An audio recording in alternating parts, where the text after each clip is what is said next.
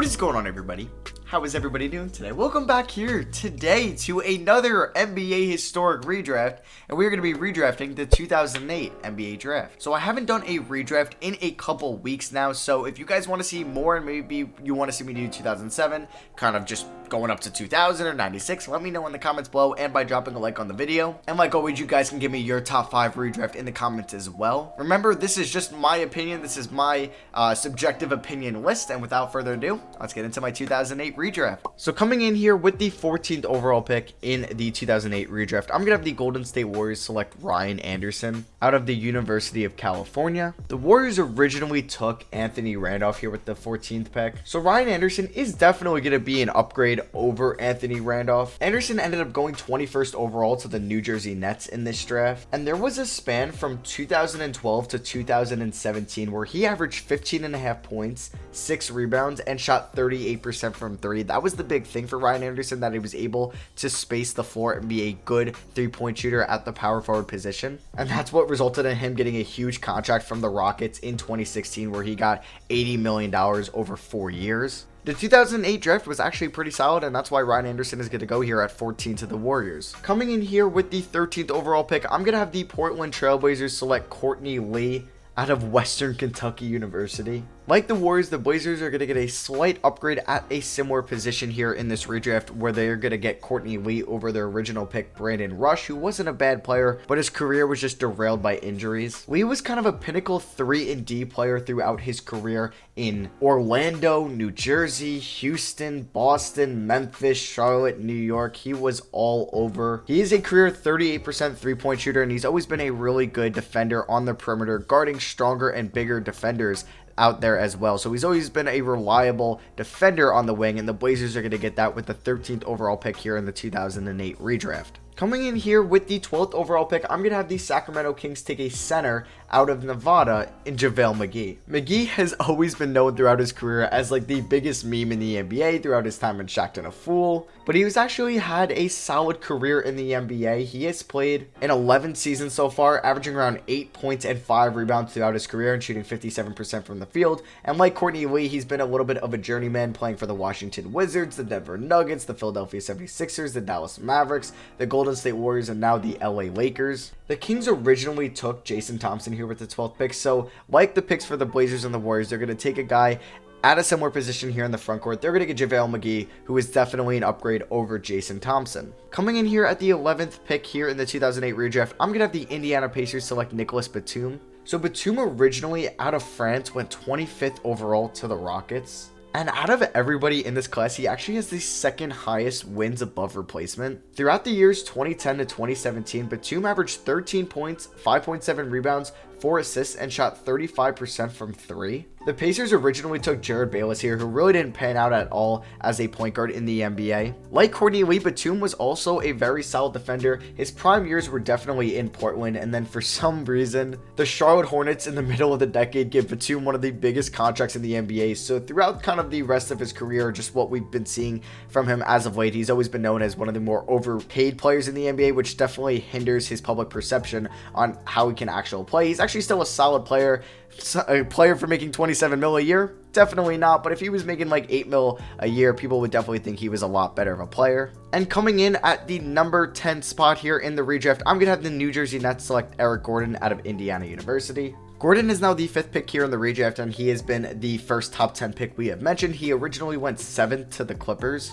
I would have Gordon going higher in this redraft, but throughout his career, injuries kind of derailed the first 3 quarters of it. He only played 70 plus games once before going to the Houston Rockets in 2016. He actually started off really solid for the Clippers before being included in the Chris Paul trade in 2011. Then in his 4 years in New Orleans, he averaged 15 points and shot 39% from 3, then got a pretty solid deal from the Rockets in 2016 and has been a big part of their success over the last 4 years. The Nets originally took Brook Lopez here at 10, so you can debate in the comments if you think this is a upgrade at 10 or a downgrade. So before we get into the top 10, I do want to mention 5 honorable mentions. Those 5 are Roy Hibbert, Robin Lopez, OJ Mayo, Mario Chalmers, and DJ Augustine. So coming in with our first top 10 selection here in the 2008 redraft, I'm going to have the Charlotte Bobcats select George Hill out of IUPUI University, which is basically Indiana University in Pennsylvania. Yeah, weird name. George Hill originally went 26th to the San Antonio Spurs, and then 3 years later, he was traded during the 2011 draft for Kawhi Leonard. We all know about that. Hill has been a really consistent player over his 11 years in the NBA. He's a career 45% field goal percentage shooter, 38% from 3, and 80% from the line, while also averaging 11 points, 3 rebounds, and 3 assists throughout his career. From 2013 to 2018, Hill definitely had his best seasons where he averaged 13 points, 4 assists, 3.5 rebounds, while also shooting 38% from 3 and 80% from the line. The Bobcats originally took DJ Augustine here at 9, so they definitely got a massive upgrade in George Hill, who's been one of the smarter players in the NBA on both the offensive side of the ball and the defensive side of the ball throughout his 11 years in the league. Coming in here at the 8th overall selection, I'm going to have the Milwaukee Bucks select Goran Dragic. Dragic will be one of 2 second-round players selected here in this redraft. He was technically drafted by the Spurs, but started his career for the Phoenix Suns. He played his first 2.5 years in Phoenix, then made it over to Houston, and then really shined in his 2013 and 14 seasons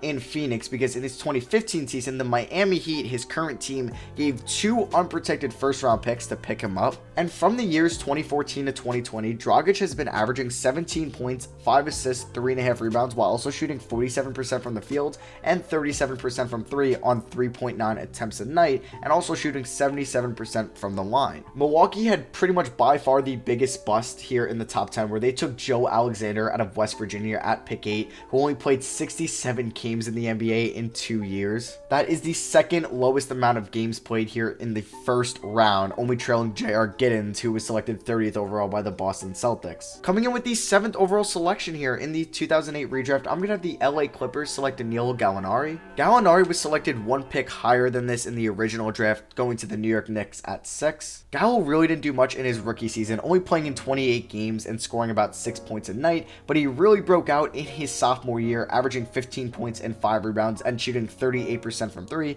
And like Ryan Anderson, he was a very valuable power forward because he was able to space the floor and shoot the 3 ball at a high efficiency. He was one of the main pieces in the big Carmelo Anthony to New York Knicks trade in 2011, and since being traded to the Nuggets in 2011, Gallo has been averaging 17 points, 5 rebounds, and has shot 37% from 3 on over 5 attempts a night. I feel like Gallo is still one of the more underrated players in the NBA throughout his time in Denver, LA, and now in OKC. Coming in with the 6th overall pick here in the 2008 redraft, I'm going to have the New York Knicks select somebody that went 24th overall to the Seattle Supersonics, Serge Ibaka. So like I said, the Knicks originally took Danilo Gallinari here at 6, but they're going to get a slight upgrade in my opinion at the power forward position. Ibaka has been a great player throughout his 11 years in the NBA on both sides of the floor. He led the NBA in blocks in 2012 and 2013 for the OKC Thunder. Since really breaking out in the 2013 season, Ibaka over the 7 years that I'm talking about averaged 14 points, 7.5 rebounds, 2 blocks a night,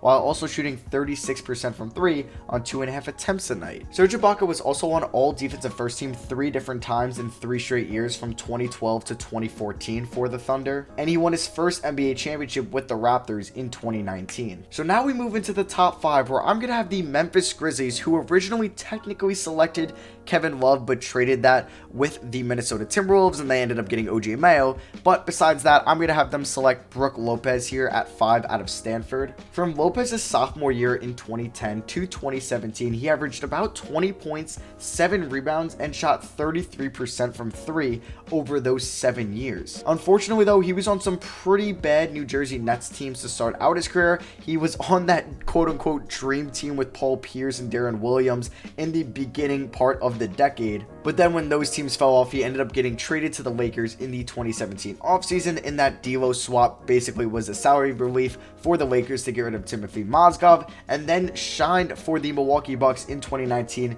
where he revamped his whole game, where he became more of a shooter, shooting 36% from 3 on over 6 attempts a night for the Bucks in 2019, while also emerging as one of the league's best rim protectors over the last couple of seasons. Technically, the Grizzlies took OJ Mayo here on that trade on draft night, so this is definitely a pretty big upgrade for them. Coming in at the number 4 overall pick, I'm going to have the Seattle Supersonics take the second round player here in this redraft, DeAndre Jordan out of Texas A&M. DeAndre Jordan fell all the way to the 35th overall pick to the Clippers on draft night, mainly because there was a stigma around him that he was bouncing between like 6 different high schools, and some people really didn't know how he would translate in the NBA. And I mean, he wasn't really great in his first 2 years, averaging 4 points his rookie year, 4 points his sophomore year, 5 rebounds his rookie year, and 5 rebounds his sophomore year. But when Chris Paul came along, things really took off. From the years 2014 to 2018, over that 5-year span, he averaged 12 points, 14 rebounds, 2 blocks, and shot 68% from the field. He led the NBA in field goal percentage from 2013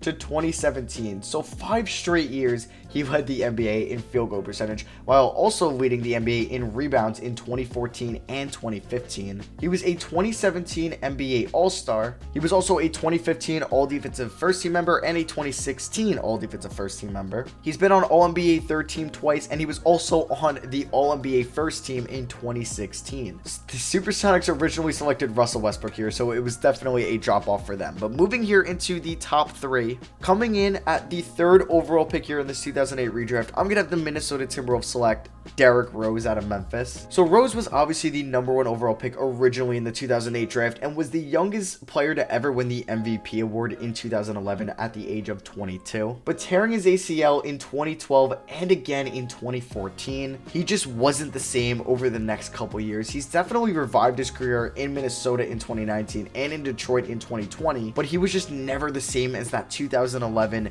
MVP Derrick Rose. If he never got hurt, he would probably be the number 1 player here in this 2008 redraft and maybe one of the best players we've ever seen at the point guard position in the NBA. But unfortunately, that's a woulda, coulda, shoulda, and he's going to come in at number 3 to the Timberwolves in this redraft. So I had a debate really coming in at the number 2 spot, and I ended up going with this man to the Miami Heat at 2 in Kevin Love out of UCLA. Love was a double-double machine for the Minnesota Timberwolves in his first 6 years in the NBA. Before getting traded to Cleveland in the 2014 offseason, Love averaged 19 points, 12 rebounds, and shot 36% from 3. And like Danilo Gallinari and Ryan Anderson, he was even better at being able to space the floor as a power forward. Yes, Love did win a championship with the Cleveland Cavaliers in 2016, but he was really never the same as Minnesota Timberwolves Kevin Love once he started playing in Cleveland with LeBron James. He was still solid, don't get me wrong, averaging over 17 points and 10 rebounds, but you can kind of just tell if you watch Kevin Love in Minnesota and you watch him in Cleveland, he just wasn't the same player. Yes, he was still a good player in the NBA, but he was just never that top 10 player and maybe that top 5 player that you think he could have been when he was in Minnesota. The Heat originally took Michael Beasley here at number 2, so this might be the biggest upgrade in the draft. And coming in as my number 1 player here in the 2008 redraft, I'm gonna have the Chicago Bulls take a different point guard in Russell Westbrook out of UCLA. So it's kind of crazy that 2 UCLA players are gonna be going 1 and 2 here in the redraft. Westbrook really broke out in his 3rd season in 2011, and from 2011 to present day, he's been averaging 25 points, 8.7 assists, 7.6 rebounds, and shooting 30% from 3, while also getting 1.8 steals a night as well. Russ won the All-Star Game MVP award in 2015 and 2016. Speaking of All-Stars, he's a 9-time NBA All-Star. He's been on All-NBA Third Team once, All-NBA Second Team 5 times, and All-NBA First Team twice. And oh yeah, he was the 2017 MVP, joining D Rose as the only 2 players to win MVP from this draft. So yeah, that is my 2008 redraft. Let me know what you guys thought of it in the comment section below. I had a really tough time debating who I wanted to put at 2 between Kevin Love and Derrick Rose, but I ended up going with Kevin Love. But yeah, if you guys do enjoy these redrafts, drop a like if you guys want to see more, and let me know in the comments which redraft you would want to see next. But yeah, that is gonna be for me. Thank you all for watching. I love you guys, and I'll see you guys next video. Peace.